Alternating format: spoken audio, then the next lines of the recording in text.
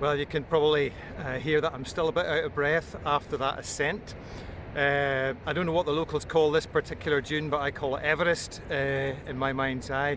I walk past this quite often when I'm taking Ollie for a walk, but today I decided to climb up it. I want to tell you a little bit about a coincidence that happened this last week.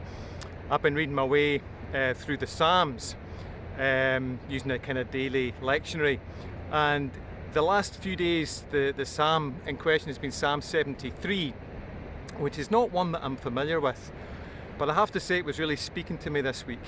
So 2 or 3 days in a row the lectionary was taking me to this same psalm, and then out of the blue in an online devotional that I sometimes dip into, the very same psalm came up again, Psalm 73. And when that kind of thing happens, it makes me think that God's trying to tell me something. And I think He is through this psalm. So I want to read this little bit to you in the hope that it might speak to you.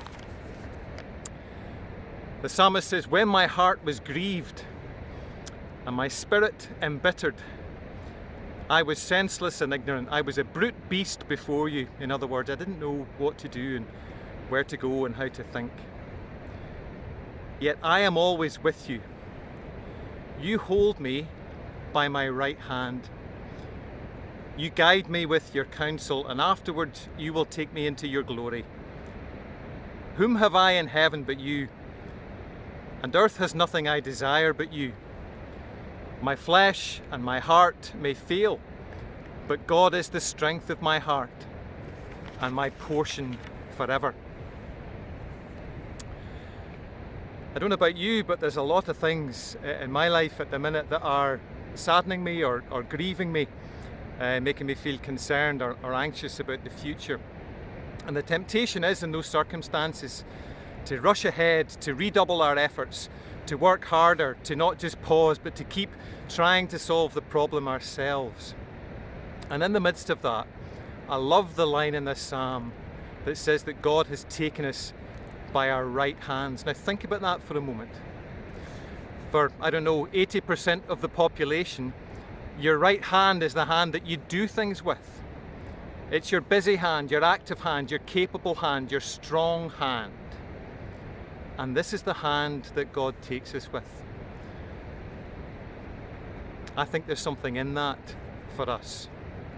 Maybe in these times, the thing to do is not to redouble our efforts, not to try and work it all out by ourselves, but to simply place our hands, allow our right hands to be taken into the hand of God, to restore ourselves in that relationship and make that our first focus, because that is where we will get our strength.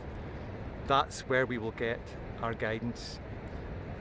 So whatever it is in your life at the minute that's stressing you, making you bitter, making you tired or weary, I'd encourage you to hold that image in your hands, in your minds rather, this week.